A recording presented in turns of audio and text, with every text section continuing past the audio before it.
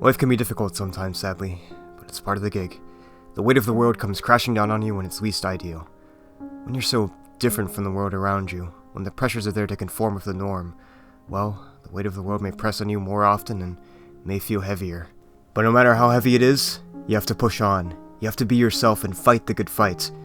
Though Alan Scott's story as the Green Lantern may be a fiction, its meaning and power is real.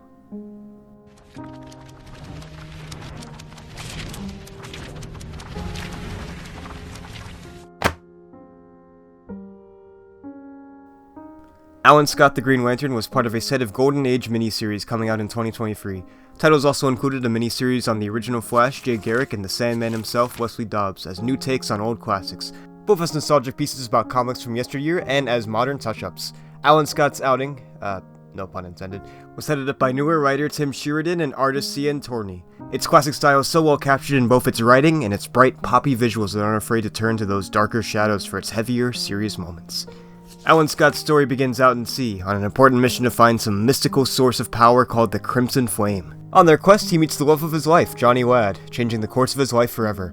However, even early in their budding romance, the pressure of the real world rears its ugly head. Living in a time that wasn't exactly known for its forward thinking, Alan feels like a sinner, like they're in the wrong for loving each other. It's an unshakable thought that's lashed into his mind. Johnny keeps convincing him, however, that their love is real, that none of that mattered.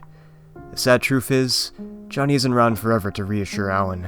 Tragedy strikes when they at last find their Crimson Flame, and Johnny is lost to the depths. Alan is alone, lost, feeling deeply sick with what remains of himself. The truth he wants to shove back down. He leaves the military, checks himself into Arkham Asylum. This particular turn is a hard pill to swallow and reminds us of how the world treated anyone like Alan who was different as criminal deviants. Alan meets another important figure in his story and arc of acceptance, Billy. Billy is, to use a term they would have used at the time, a transsexual woman Arkham is likewise trying to fix. She tries to keep Alan on the straight and narrow, as it were, and tries to convince him there's nothing wrong with him. We all know how Arkham Asylum is, so you could imagine this is a particularly dark point in the story. The real tragedy of conversion therapy is discussed and even brutally wielded against Billy, losing her forever. Alan decides it's time for a change and rises up as a hero, not only busting himself out but saving all of the other patients too. He takes something with him to remember Billy by, a gift she gave him, a Green Lantern. The story continues to chronicle Alan's life and rise as the Green Lantern. Tragedy strikes again when a horrible train accident kills all the passengers, including his new flame. But he's saved by a surprising force, the Emerald Flame, giving him the powers we know and love today. With said powers, he feels the terrible weight of the tragedies, as if he's constantly surrounded by death. He wants to make a difference. He becomes the Green Lantern. Throughout the story, he's faced with the constant pressures against who he is deep down. He tries to hide it, suppress it.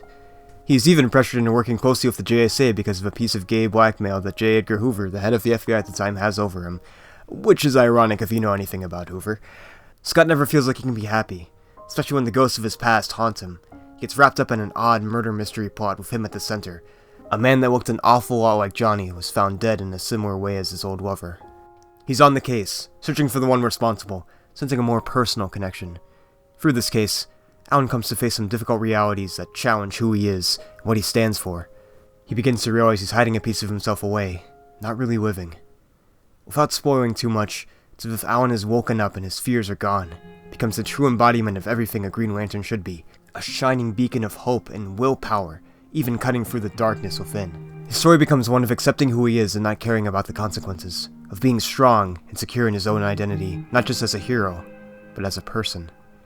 It adds so much nuance to an already inspiring comic character. The weight of the comic cannot be described, it has to be felt, which is why I recommend giving it a go yourself. For all of you Alan Scott fans out there not happy with the gay turn, pointing out the wives he's had and the kids too, I urge you to trust the process. Does it change some things from the original origin? Yes, but it acknowledges the past in a great way, and adds more depth and meaning to his story. And now if you don't believe this, just give the series a go, and if the 6th issue doesn't convince you by the end, then become the Red Lantern and hunt me down. What Alan Scott teaches us is that through trials and tribulations, we must not give up. No matter who the world tells you to be, you should always fight to be yourself. If the world says no, you have to stand proud, defiant. Alan Scott the Green Lantern is inherently a queer story of Alan coming to grips with his identity and accepting himself. But its meaning transcends that. To to the point where I feel anyone can relate. Love yourself. Be who you are.